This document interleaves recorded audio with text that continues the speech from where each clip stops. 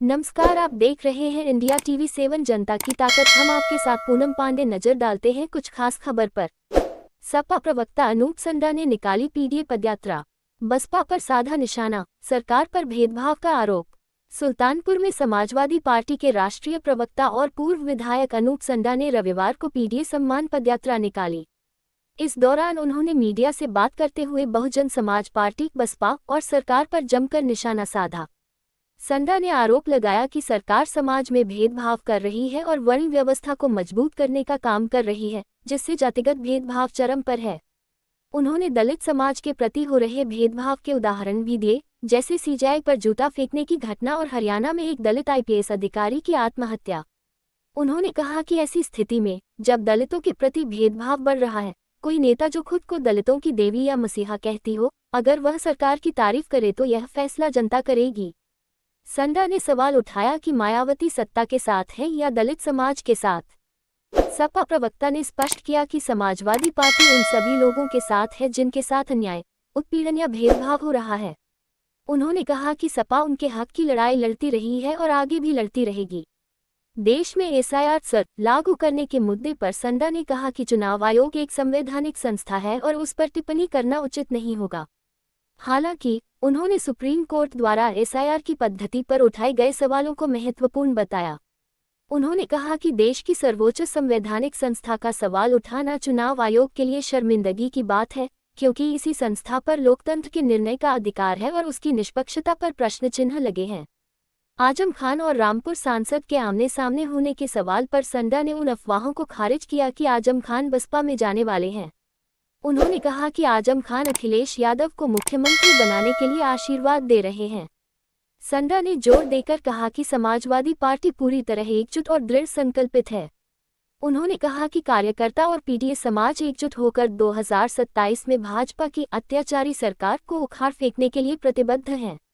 उन्होंने कहा, यूपी के कानून व्यवस्था केवल कागजों में सही है, योगी के बयानों से, सरकार के बयानों से। उत्तर प्रदेश की कानून व्यवस्था सबसे जर्जर हालत में है।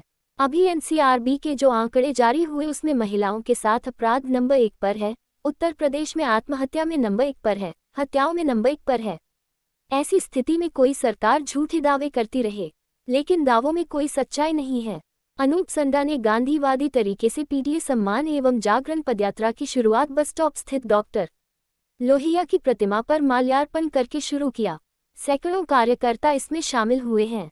पदयात्रा शाहगंज, शास्त्री नगर होते हुए पयागीपुर पुलिस चौकी की ओर बढ़ रही है, जहां जिलाध्यक्ष रघुवीर यादव, महासचिव सलाउद्दीन, मकसूद आलम, सिराज हुसैन, ज्ञान यादव आदि मौजूद रहे। सुल्तानपुर से ब्यूरो रिपोर्ट। क्योंकि आपकी संख्या बहुत ही अच्छी है, बहुत ज्यादा ही संख्या है और इस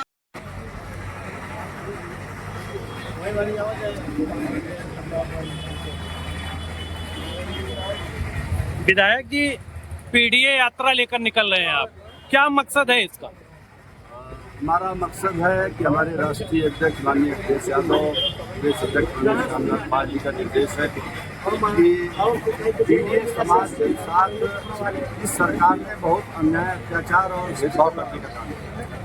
तो सबसे पहले तो हम लोग इस पदयात्रा में पीडीए समाज के लोगों को अपने मतों पर जागरूक करना चाहते हैं कि अपनी मतदाता सूची में अपना नाम जरूर दर्ज कराएं और अधिक से अधिक मतदान करें।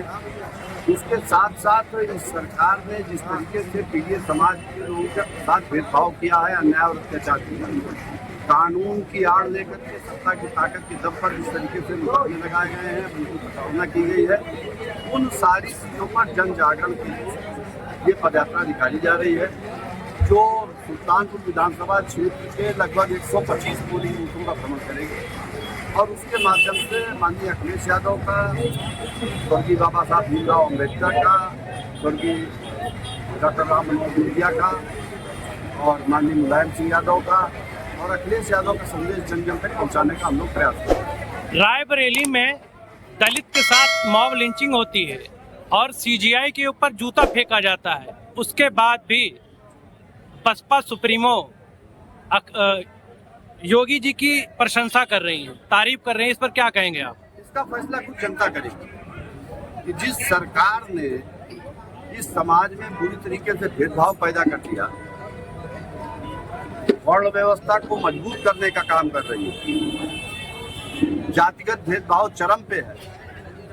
सीजेआई के ऊपर जूता फेंका जा रहा है। दलित आत्महत्या कर रहे हैं। हरियाणा में एक दलित आईपीएस अधिकारी ने आत्महत्या की और जो सुसाइड नोट लिखा, वो दलित समाज के प्रति सरकार में किस तरीके से भेदभाव हो रहा है उसका जीता जागता उदाहरण है।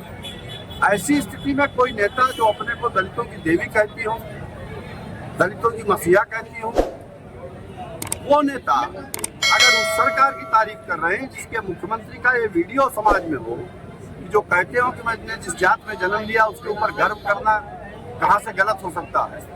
हमारी जात में कई देवताओं ने जन्म लिया, तो फिर यह फैसला जनता करेगी कि मायावती जी सत्ता के साथ हैं या दलित समाज के साथ। समाजवादी पार्टी उन सारे लोगों के साथ है जिनके साथ अन्याय, अत्याचार, उत्पीड़न और भेदभाव हो रहा है, और हम उनके हक की लड़ाई लड़ते रहे और आगे भी लड़ते हैं। चुनाव आयोग कह रहा है कि SIR पूरे देश में लागू होगा, क्या कहेंगे आप?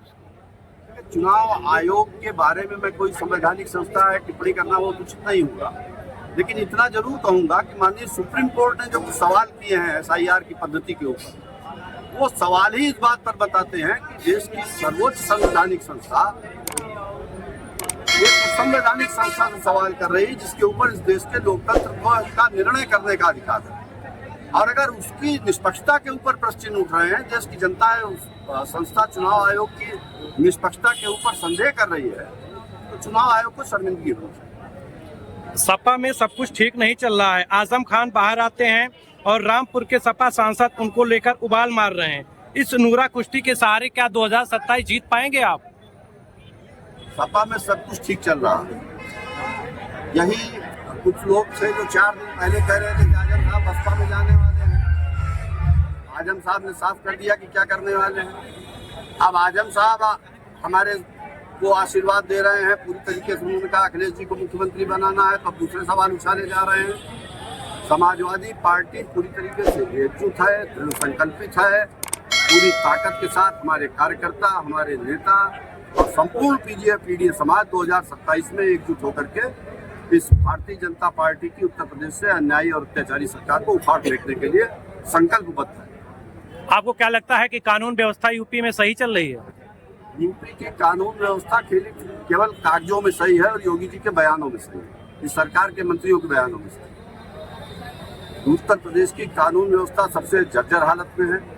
अभी NCRB के 2023 के जो आंकड़े जारी हुए, महिलाओं के साथ अपराध में उत्तर प्रदेश नंबर 1 पे है, आत्महत्याओं में नंबर 1 पे है, हत्याओं में नंबर 1 पे है। तो ऐसी स्थिति में कोई सरकार छोटे दावे करती रहे तो फिर हम तो ये बात कई बार कह चुके हैं कि घोषणाएं और जांच करने वाली सरकार है जिसके दावों में कोई सच्चाई नहीं है, कोई आधार नहीं।